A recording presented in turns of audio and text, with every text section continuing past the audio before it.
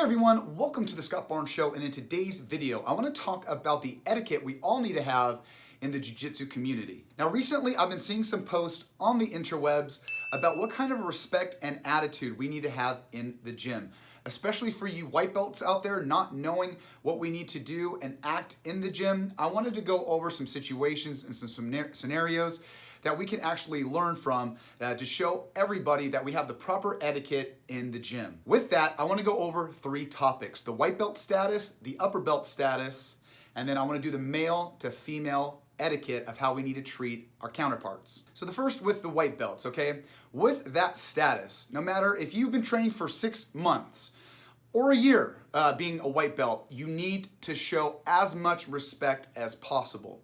And I don't mean this in a demeaning way. I mean this as a lot of white belts there might only know about 4 or 5 submissions. We all are in a beginning stage at that white belt.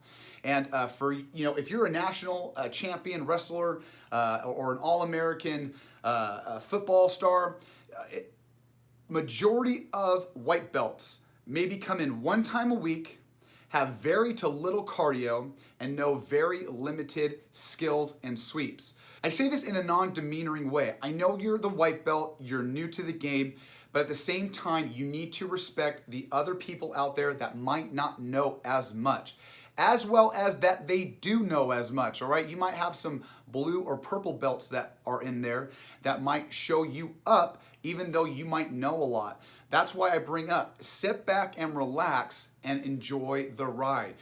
Learn as much as you can within those 6 months to a year of learning. Because if you go in there all hot-headed, guns a-blazing, you're gonna get no respect, no one's gonna roll with you, and then you're gonna have a bad name in the gym. And I bring this up with no disrespect because there is no instructional video when you come to the gym for the first time. There's no, this is how you tie your belt, this is how you're supposed to roll. We don't get that when we are introduced to the gym.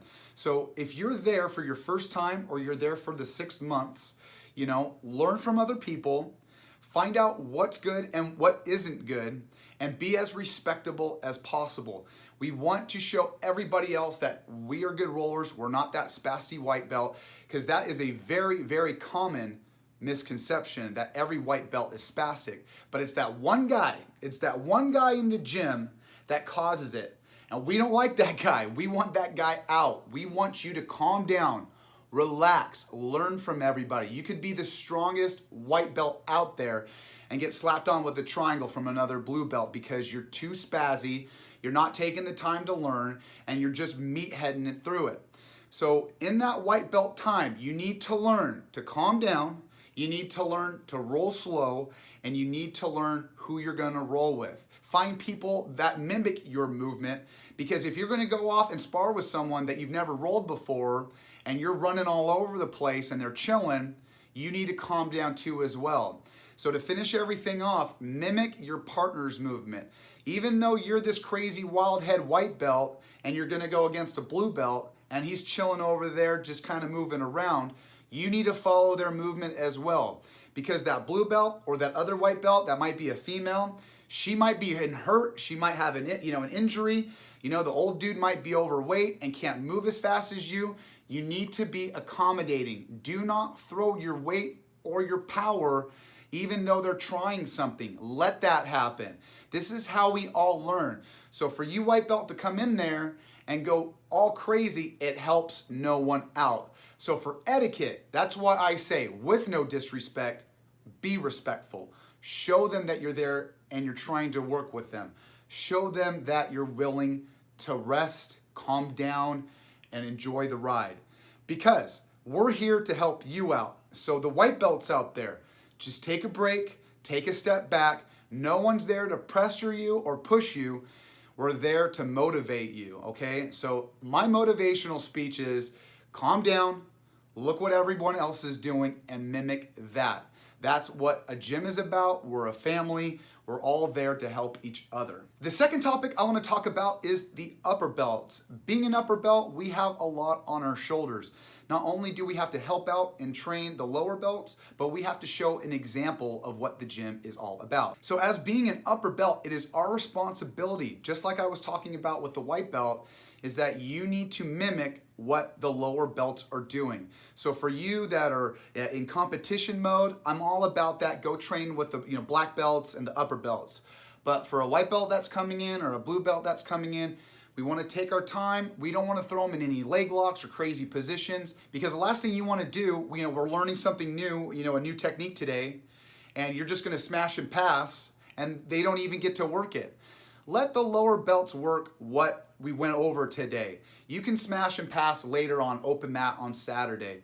So, and even with leg locks, lower belts don't know any of the fancy moves. So for you to go out there and get in a 50-50 position or a berimbolo, that's the last thing you want to do. Go with their speed, and to go on top of that. In the end, they're going to grow with us. The white belt's going to be the blue belt. The blue belt's going to be a purple belt. 5 years goes by and you've rolled with them 100 times and they become your new best friend. This is how it works. It comes from the bottom to the top. We've got to intermingle and work together. And the third and last topic I want to talk about in the subject for today is male and female rolling. So this is kind of a touchy subject, and I'll go into you LGBTQ out there too as well. I've got a great story for you here.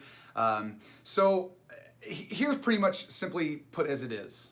Guys are masculine, women are feminine, okay? We have to understand this. I am a 190-pound dude. There is a blue belt at our gym. She's about $110, 5'2", and the girl could destroy me. I mean, slit my throat, put me in an armbar, triangle choke me, but as a 190-pound dude, I could totally smash and pass her, but I don't need to. And this is where the respect and etiquette come in. The last thing I want to do is put my shoulder in her chin, put her in a nasty armbar or something, or put all my weight on her and just let her suffocate. We want to let them work, all right? Let them go. I'm going to go on full defense mode. But as a guy to a girl, I don't want to be that jerk. I don't want to be that practitioner where I do not want to roll with him. I want to roll with everybody who wants to roll with, okay? I'm that kind of guy.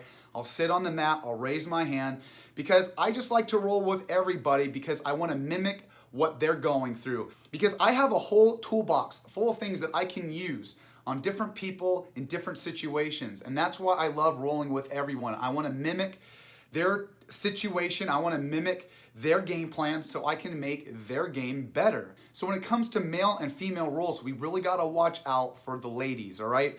We don't want to put them in any nasty situation. We don't want to put them in any awkward situation. It's so important for us to watch out for that because the women's jiu-jitsu community, as small as it might be, it's a big deal for the gym. We've got about 20 to 30 ladies in our gym, which is very rare. That's a whole gym on its own for some ladies, all right?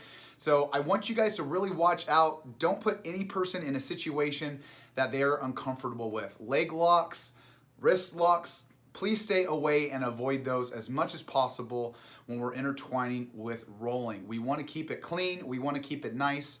No dirty moves. Unless we're playing and rolling with some people that we've rolled with a lot, that's fine. You guys have talked about it. But for people that don't roll with each other often, we need to take a step back, like I'm talking earlier, relax, let's see how this goes, and then go with the flow. And for guys being as masculine as we are, we need to watch out for how fragile some of these ladies can be. And like I was talking earlier, for you LGBTQ out there, I've had a transgender come in. I was transitioning from a guy to a girl, and very feminine, very dainty. And the last thing I'm gonna do, just because I know what they were transitioning from, I'm gonna go all crazy and, like I'm saying, putting submissions and crazy pressure on the situation. We need to relax and treat everyone with utmost respect and confidence as possible. So that way they know that you're confident, that you're gonna relax and take it easy, because the last thing that they wanna feel like is pressured and having this feeling of uncomfortable in the situation. Because all of these three topics on this subject are important. They all intertwine. The main goal of this topic and this conversation that I'm having is that we all have to train the next day. We all have that situation or that office meeting the next day. Who wants to show up with a black eye, even though it's cool, or you got a busted elbow, you threw out your back for what? Because you want that extra hard to prove what? Something that means nothing while we're rolling and training in the gym. This is our fun time. Jiu-jitsu is something that should be fun, recreational, and a positive, motivating way. So for us to go out there and not showing any respect or etiquette, that makes the whole point of jiu-jitsu not fun. This is a fun, awesome, respectable sport that anyone can do. So I want you guys to go out there, be confident and positive when you go into these situations. And my main thing is just sit back, relax, and enjoy the ride. Don't be pressured. Don't feel overpowering. We want the whole community to know that we're here to help each other out and be a family, all right? So stay out there, stick with training, train hard, but smart, all right? Like always, you guys, like and subscribe. Check me out on all that crap. Love you guys like always, and I'll see you on the flip side. See ya!